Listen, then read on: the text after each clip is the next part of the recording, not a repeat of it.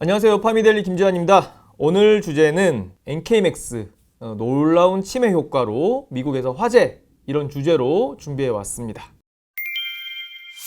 NK맥스 저희 파미데일리에서 굉장히 많이 이제 소개해드렸는데 최근에 이제 뉴욕의 한 지역 방송국에서 이 치료제에 대한 내용을 소개를 한번 했어요. 그래서 이제 뉴욕 지역사회에서 이제 화제가 돼서 그 지역 방송국에서 이제 보도한 건데 새로운 알츠하이머 치료법으로 이제 좀 화제를 모으고 있습니다. 그래서 정확하게 좀 구체적으로 좀 알려드리면 뉴욕에 이제 그 픽스 11이라고 지역 방송국이 하나 있어요. TV 방송국인데 여기서 이제 제목을 어떻게 냈냐면 진행성 알츠하이머 환자를 위한 유망한 새로운 치료법이라는 제목으로 NK맥스의 슈퍼 NK를 보도를 했습니다. 그러니까 지난 14일이니까 사실 며칠 되진 않았어요. 오늘 촬영 날짜가 9월 21일입니다.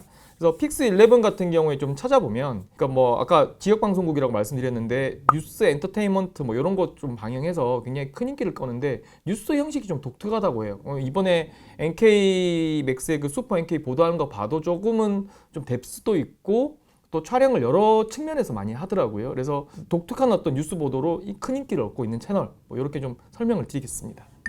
굉장히 이례적인 거예요. 왜냐면 이제 NK맥스의 슈퍼 NK 같은 경우에 아직 품목 허가를 받지 않은 치료제거든요. 그런 치료제가 그 지역사회에서 어떤 화제가 됐다는 것도 이례적인 거고, 또 그런 치료제가 아직 나오지도 않은 치료제가 뉴스에 보도됐다는 것도 굉장히 이례적인 거고, 또 이례적인 거는 우리나라 치료제라는 거. 이게 이제 과거에 우리나라 치료제가 미국의 뭐 국영이든 공영이든 지역이든 얼마나 보도된 사례가 있는지는 제가 뭐 정확하게 알 수는 없겠지만 이렇게 좀 보도된 적이 많지는 않았던 것 같아요. 그런 측면에서 봤을 때, 여러 측면에서 봤을 때 굉장히 좀 이례적인 경우라고 말씀드릴 수 있을 것 같습니다. 이제 결국에는 이제 NK맥스의 슈퍼 NK를 투여하는 환자의 어떤 그 치료 경과에 대한 소개거든요. 이번에 나온 그 환자 같은 경우에는 그 제니스라는 그 70세 환자입니다. 그래서 3년 전에 알츠하이머 이제 말기 단계를 진단받았고, 이제 뭐 좀 거동도 좀 어렵고 주변하고 좀 의사소통도 어렵고 아예 인지력을 좀 상실했다고 해야 되나? 뭐 좀 굉장히 좀 심각한 그런 상태의 환자였는데, 이 환자에 대해서 투약 전과 투약 이후에 좀 달라진 상황에 대해서 좀 자세하게 좀 안내하는, 소개하는 그런 내용이 보도됐습니다. 그러니까 알츠하이머가 제가 이제 금방 뭐 70세 그 제니스라는 환자가 말기라고 이제 말씀드렸는데, 보통 이제 세 단계로 저희가 나눕니다. 초기, 중기, 말기 이렇게 중간이라고도 하기도 하고요. 그래서 경도 장애, 중등도 알츠하이머, 또 중증 알츠하이머 이렇게 나누는데, 이 말기로 가게 되면 이제 사실상 이제 뭐 대부분의 기억이 다 사라집니다. 그래서 가까운 가족이나 친구를 인지하지 못하는 경우도 있고요. 특히 뭐 움직임 자체가 많이 제한돼요. 그러니까 알츠하이머랑 파킨슨병이랑 질병을 놓고 보면 사촌지간입니다. 발병 원인이 굉장히 좀 비슷해요. 그래서 이런 현상들이 나타나고요. 주변 사실 도움 없이는 신변 정리 자체가 안 되는 그런 상황이에요. 생활도 안 되고. 그래서 아까 말씀드렸던 70세 제니스라는 분이 딱 그런 상태였고, 이날 이제 방송에서 이제 이 제니스를 치료하는 도르키스, 뉴욕의 이제 성 프란치스코 병원에 있는 그 신경과 과장입니다. 디렉터라고 하는데, 과장을 디렉터라고 하는 게 맞는지 모르겠는데 여튼 이분이 이제 이 제니스의 MRI 그 뇌 사진을 보여줘요. 보여주면서 이제 굉장히 지금 뇌 자체가 많이 이제 위축이 되고 대뇌 피질이 얇아지고, 그러니까 전형적인 이제 진행성 알츠하이머 환자인데 굉장히 많이 진행됐다라고 이제 진단을 하는 그런 장면으로 이제 보도가 시작이 됩니다.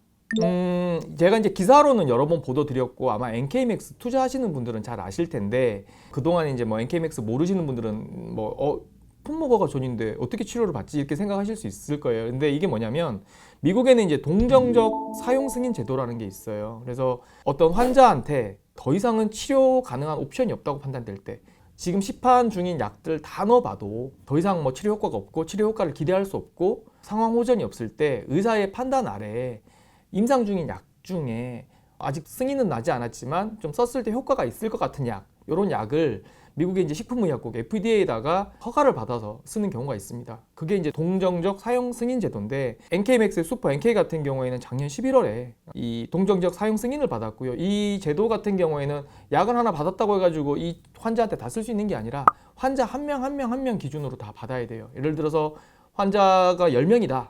의사가 한 10명한테 이 약물을 투여하고 싶다 그러면 10번 신청서를 넣어야 되고 10번 다 허가를 받아야 됩니다. 그래서 제니스도 이 허가를 받은 환자 중에 한 명, 이렇게 정리를 해드리겠습니다.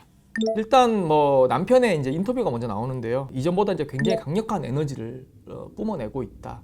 그러면서 이제 뭐 혼자 걷기도 하고 예전에 이제 뭐 중언부언 횡설수설했다라면 좀 온전한 문장으로 대화도 나누고요.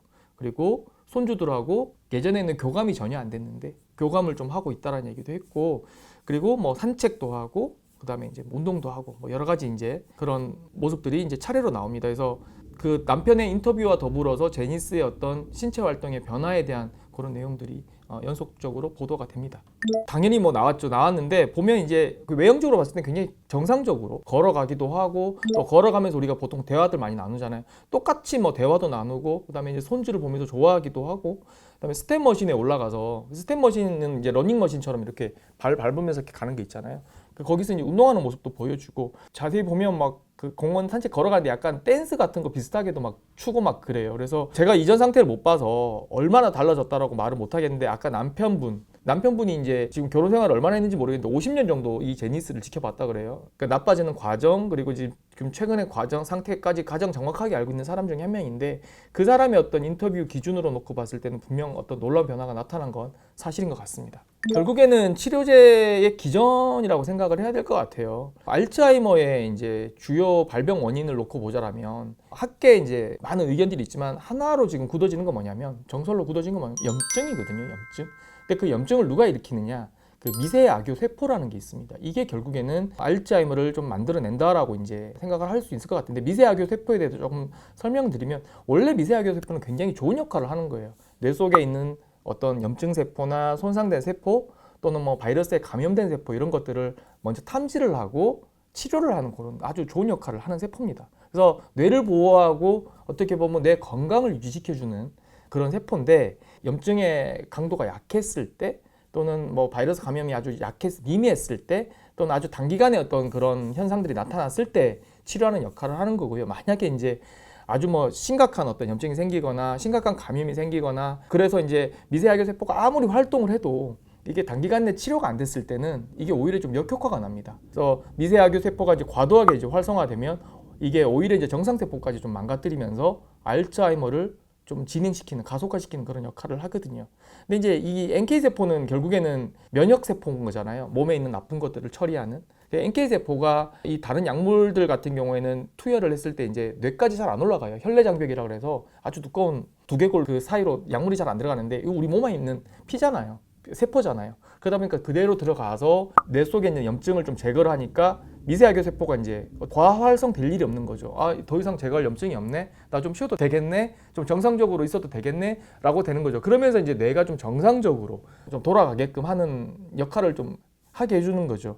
그러다 보니까 이제 이 슈퍼 NK 같은 경우는 결국에는 그 슈퍼 NK 01이 있고 02가 있거든요. NK 01 같은 경우에는 자기 몸에 있는 거를 빼서 밖에서 이제 배양을 해가지고 강화시켜가지고 넣어주는 거고, 슈퍼 NK 02 같은 경우에는 이제 타인의 거를 배양시켜갖고 넣어주는 건데, 지금 여기서는 자기 거거든요. 그러니까 결국에는 이제 뭐 자기 거든 타인 거든 우리 몸에 있는 NK세포 몇 개 없잖아요. 이거를 숫자를 굉장히 많이 불려가지고 넣어줘서 치료하는 그런 기전인 거잖아요. 그러다 보니까 좋은 효과가 있었던 것 같고, 결국에는 이제 알츠하이머의 원인은 염증이다라는 게 이번 치료로서 좀 더 좀 확인이 되는 상황이 아닌가. 말이 좀 길었는데 잘 이해해 주시리라 믿습니다. 드오르 키스 박사 같은 경우에 같은 얘기예요. 슈퍼 NK는 치료제가 아니다. 우리 환자 자신의 어떤 혈액 세포인데 이거를 밖에서 이제 증식시키고 강화시켜서 암이나 염증을 잘 치료할 수 있는 그런 세포로 만들어서 다시 이제 몸에 넣어주기 때문에, 그러면서 이제 뇌 속의 어떤 면역 체계를 정상화하는 그런 기전이기 때문에, 그런 세포기 때문에 어디 하늘에서 뚝 떨어진 게 아니라는 거죠. 우리 몸에 있는 원래 가지고 있는 어떤 그 정상화시켜주는 면역 체계를 좀 더 강화시켜주는, 또 강화되게 도와주게끔 하는 거기 때문에 더 이런 좋은 효과가 있지 않나라는 내용이었습니다. 그래서 너무 당연한 얘기인데, 우리가 그 너무 당연한 걸 놔두고 이제 밖에서 다른 좋은 치료제들 찾아보려고 엄청 노력을 많이 했잖아요. 근데 알츠하이머의 문제를 푸는 답은 우리 몸 안에 있었다. 뭐 이런 내용으로 요약을 할 수 있을 것 같아서 굉장히 좀 저는 인상적으로 좀 봤습니다. 그러니까 제니스는 10명 중에 1명이고 아마 가장 많이 호전된 케이스로 소개가 된 것 같고, 나머지 9명도 지금 이제 인지력이 크게 개선됐다고 보도가 됐어요. 근데 이제 우리가 좀 말씀을 드리고 싶은 게, 지금까지 나온 알츠하이머 치료제 중에 인지력이 개선된 치료제는 없어요. 인지력이 나빠지는 걸 좀 늦춰주는 치료제는 있었는데, 그러니까 심지어 인지력을 유지시켜주는 치료제조차 없었거든요. 근데 지금 개선됐다라고 하잖아요. 이 말의 의미를 좀 우리가 좀 한번 깊이 한번 생각을 해봐야 될 부분이라고 저는 생각을 합니다. 그래서 알츠하이머 치료에 있어서 NK세포, 더 정확하게는 슈퍼 NK는 굉장한 효능을 내고 있다. 현재로서는 그렇게 좀 생각해 볼 수 있는 부분인 것 같습니다. 일단 국제뇌연구재단에 필 데피나라는 분이 계십니다. 역시 박사님인데 이분도 같은 생각이에요. 알츠하이머 그동안 우리 뭐 베타 아밀로이드네 뭐 타우네 치매 현상으로 인해서 알츠하이머 현상으로 인해서 쌓이는 그 단백질 찌꺼기를 제거하는데 포커스를 뒀다라면 이분은 염증 쪽에 좀 포커스를 두고 있는 것 같아요. 결국에는 염증을 제거하는 것이 줄이는 것이 이 진행성 알츠하이머의 치료의 어떤 그 성패를 좌우한다.